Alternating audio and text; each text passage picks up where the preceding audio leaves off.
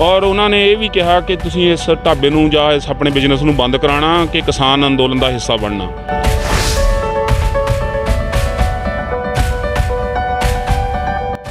ਤੇ ਇੱਕ ਸਿੰਘ ਦੀ ਜਿਹੜੀ ਸ਼ਹੀਦੀ ਹੋਈ ਹੈ ਨਵਰੀਤ ਸਿੰਘ ਦੀ, ਜਿਸ ਨੂੰ ਸਰਕਾਰਾਂ ਕਹਿ ਰਹੀਆਂ ਕਿ ਉਹ ਗੋਲੀ ਮਾਰ ਕੇ ਨਹੀਂ ਹੱਤਿਆ ਕੀਤੀ ਗਈ, ਤੁਸੀਂ ਉਹਨੂੰ ਕਿਸ ਤਰ੍ਹਾਂ ਲੈਂਦੇ ਹੋ?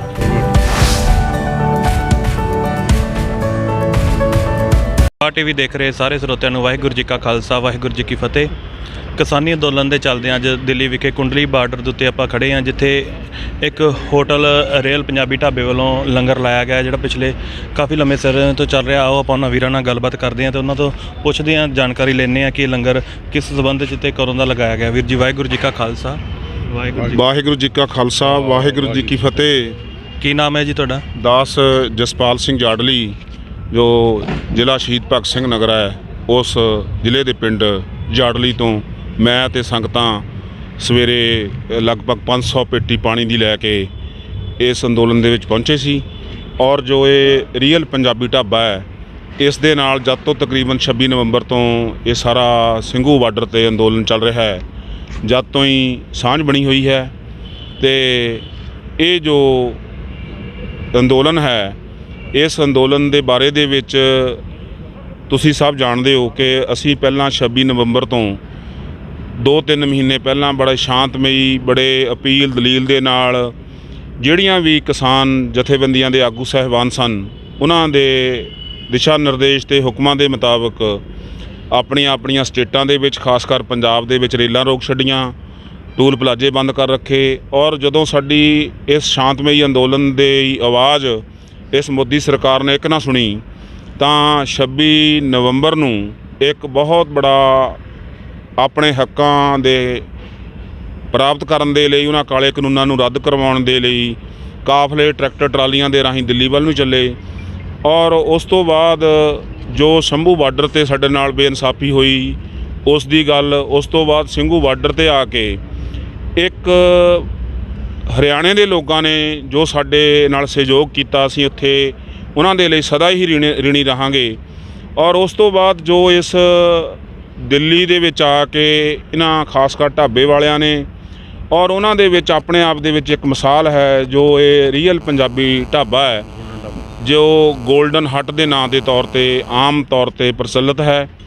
ਔਰ ਇਸ ਦੇ ਮਾਲਕ ਜੋ ਹਨ, ਇਹਨਾਂ ਨੇ ਜਿੱਥੇ ਪਹਿਲਾਂ ਸਮੇਂ 'ਤੇ ਜੋ ਲੰਗਰ ਆਪਣੇ ਆਪ ਦੇ ਵਿੱਚ ਮਿਸਾਲ ਹੈ, ਉਹ ਲਾ ਕੇ ਗੁਰੂ ਨਾਨਕ ਦੇਵ ਜੀ ਦਾ ਫਲਸਫਾ ਕਿਰਤ ਕਰੋ, ਨਾਮ ਜਪੋ ਤੇ ਵੰਡ ਛਕੋ, ਉਸ 'ਤੇ ਪਹਿਰਾ ਦਿੱਤਾ। ਅਤੇ ਇਹਨਾਂ ਨੇ ਈਵਨ ਇੱਥੇ ਇਸ ਗੱਲ ਨੂੰ ਲੋਕਾਂ ਤੱਕ ਪਹੁੰਚਾਉਣ ਦੇ ਲਈ ਜੋ ਸਿੰਘੂ ਬਾਰਡਰ 'ਤੇ ਮਹਾਨ ਸੰਯੁਕਤ ਕਿਸਾਨ ਮੋਰਚੇ ਦੀ ਸਟੇਜ ਹੈ, ਉੱਥੇ ਐਲਾਨ ਕੀਤਾ ਕਿ ਮੈਂ ਇਸ ਵੱਡੀ ਸਟੇਜ ਤੋਂ ਐਲਾਨ ਕਰਦਾ ਕਿ ਕਿਸੇ ਵੀ ਇਸ ਅੰਦੋਲਨ ਵਿੱਚ ਆਏ ਹੋਏ ਵਿਅਕਤੀ ਨੂੰ ਸਾਡੇ ਇਸ ਗੋਲਡਨ ਹੱਟ ਢਾਬੇ 'ਤੇ ਰਹਿਣ ਦੀ ਲੋੜ ਹੋਵੇ, ਔਰ ਵੱਡੀ ਮੀਟਿੰਗ ਕਰਨ ਦੇ ਲਈ ਕਿਸਾਨ ਆਗੂ ਸਾਹਿਬਾਨ ਨੂੰ ਕਿਸੇ ਹਾਲ ਦੀ ਲੋੜ ਹੋਵੇ, ਔਰ ਕਿਸੇ ਕਿਸਮ ਦੀ ਹੋਰ ਵੀ ਲੋੜ ਹੋਵੇ, ਮੈਂ ਆਪਣੇ ਆਪ ਨੂੰ ਇਸ ਸਾਰੇ ਲਈ ਸਮਰਪਿਤ ਕਰਦਾ। ਔਰ ਜਦੋਂ ਸਾਨੂੰ ਗਾਜ਼ੀਆਬਾਦ ਟਕੈਤ ਸਾਹਿਬ ਨੂੰ ਜਾ ਕੇ ਮਿਲਣ ਦਾ ਮੌਕਾ ਮਿਲਿਆ, ਖੁਸ਼ੀ ਉਸ ਵੇਲੇ ਵੀ ਹੋਈ ਕਿ ਇਸ ਦੇ ਮਾਲਕ, ਸ਼ਾਇਦ ਮੈਂ ਨਾਂ ਭੁੱਲਦਾ ਉਹਨਾਂ ਦਾ, ਹਾਂਜੀ ਰਾਮ ਸਿੰਘ ਜੀ, ਰਾਮ ਸਿੰਘ, ਉਹਨਾਂ ਨੇ ਉੱਥੇ ਜਾ ਕੇ ਵੀ ਇਹ ਖੁੱਲ੍ਹੇਆਮ ਐਲਾਨ ਕੀਤਾ। ਅਤੇ ਇਸ ਸੇਵਾ ਕਰਨ ਦੇ ਲਈ ਉਹਨੂੰ ਕੀ ਖਮਿਆਜੇ ਭੁਗਤਣੇ ਪੈ ਰਹੇ ਸਨ। ਅਸੀਂ ਉਹਨਾਂ ਨਾਲ ਕਾਫੀ ਦੇਰ, ਤਰਨਜੀਤ ਸਿੰਘ ਥਾਂਦੀ ਜਿਹੜੇ ਦੌਲਤਪੁਰ ਤੋਂ ਨੇ ਸਾਡੇ ਪਿੰਡ ਦੇ ਨਜ਼ਦੀਕ, ਉਹਨਾਂ ਨੇ ਇੱਕ ਮੀਟਿੰਗ ਲਈ, ਤਾਂ ਉਹਨਾਂ ਨੇ ਦੱਸਿਆ ਕਿ ਸਾਨੂੰ ਇਹ ਸੇਵਾ ਦੇ ਲਈ ਮੋਦੀ ਸਰਕਾਰ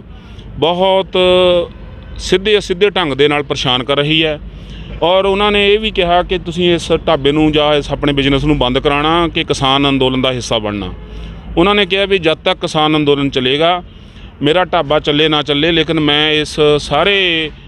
ਆਏ ਹੋਏ ਭਾਰਤ ਦੇ ਲੋਕਾਂ ਦਾ, ਖਾਸ ਕਰ ਪੰਜਾਬ ਅਤੇ ਹਰਿਆਣਾ ਦੇ ਕਿਸਾਨਾਂ ਨੂੰ ਵੱਧ ਚੜ੍ਹ ਕੇ ਸਾਥ ਦੇਵਾਂਗਾ।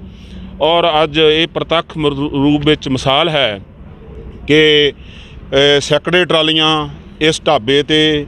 ਆ ਕੇ ਰੁਕੀਆਂ ਹੋਈਆਂ ਨੇ, ਅਤੇ ਉਸ ਦੇ ਨਾਲ ਉਹ ਇਹ ਪਿਛਲੇ ਬੈਕ ਸਾਈਡ 'ਤੇ ਜੋ ਲੰਗਰ ਚੱਲ ਰਿਹਾ ਹੈ, ਉਸ ਦੇ ਵਿੱਚ ਆਪਣਾ ਜੋ ਪ੍ਰਸ਼ਾਦਾ ਪਾਣੀ ਛਕ ਰਹੀਆਂ ਨੇ। ਰਹਿਣ ਦੇ ਲਈ ਇੱਥੇ ਉਹਨਾਂ ਦਾ ਪ੍ਰਬੰਧ ਹੈ। ਔਰ ਇੱਕ ਵਾਰ ਫਿਰ ਮੈਂ ਜਿੱਥੇ ਸਮੁੱਚੇ ਭਾਰਤ ਦੇ ਕਿਸਾਨਾਂ ਦਾ ਧੰਨਵਾਦ ਕਰਦਾ, ਉੱਥੇ ਜੋ ਪੁਕਾਰ ਇਹ ਆਪਣਾ ਮੀਡੀਆ ਹੈ,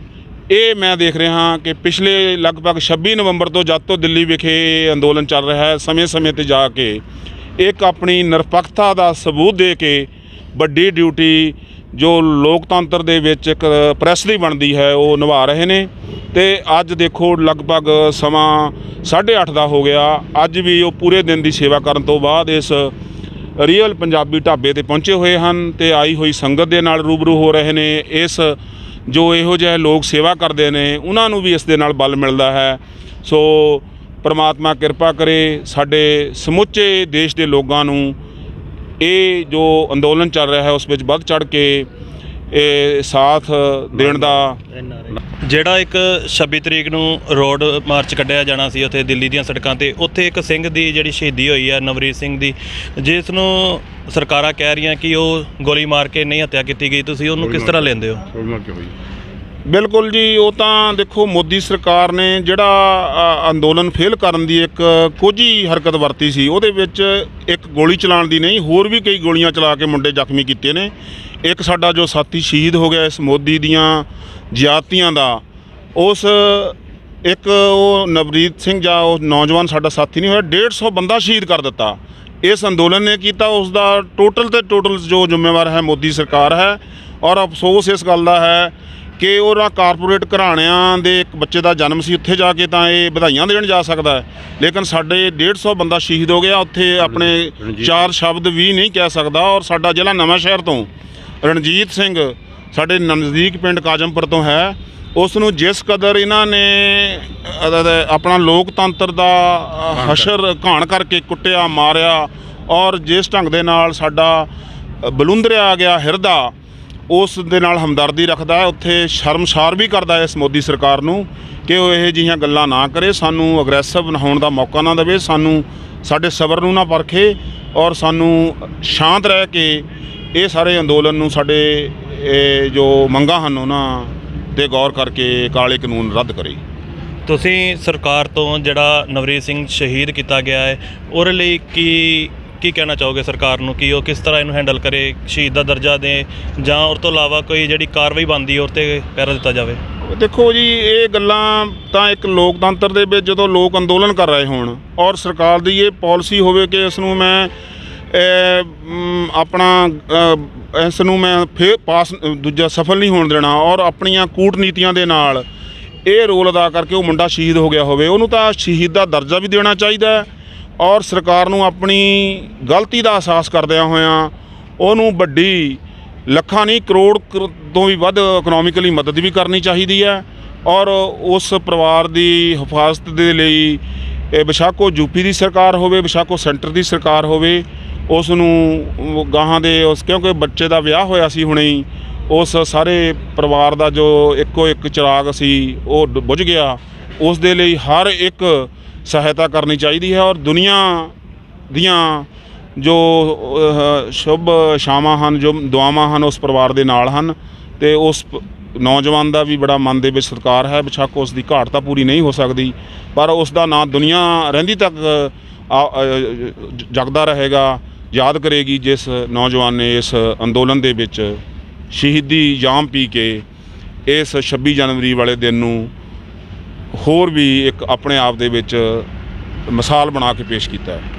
ਅਸੀਂ ਇਹਨਾਂ ਪਿੰਡ ਦੇ ਵੀਰਾਂ ਦਾ ਬਹੁਤ ਹੀ ਅਤੀ ਧੰਨਵਾਦੀ ਹਾਂ ਜਿਹੜੇ ਰੀਅਲ ਪੰਜਾਬੀ ਢਾਬਾ ਦੇ ਨਾਲ ਰਲ ਕੇ ਜਿਹੜੇ ਲੰਗਰ ਦੀ ਸੇਵਾ ਨਿਭਾ ਰਹੇ ਨੇ। ਵੱਖ-ਵੱਖ ਸਮਿਆਂ 'ਤੇ ਜਿਹੜੀ ਚੀਜ਼ ਦੀ ਲੋੜ ਪੈਂਦੀ ਹੈ ਉਹ ਵੱਧ ਚੜ੍ਹ ਕੇ ਹਿੱਸਾ ਪਾਉਂਦੇ ਨੇ। ਅਸੀਂ ਇਹਨਾਂ ਦਾ ਆਪਣੇ ਚੈਨਲ ਦੇ ਮਾਧਿਅਮ ਰਾਹੀਂ ਬਹੁਤ ਧੰਨਵਾਦ ਕਰਦੇ ਹਾਂ ਜੀ। ਤੁਸੀਂ ਦੇਖਦੇ ਰਹੋ ਪੁਕਾਰ TV।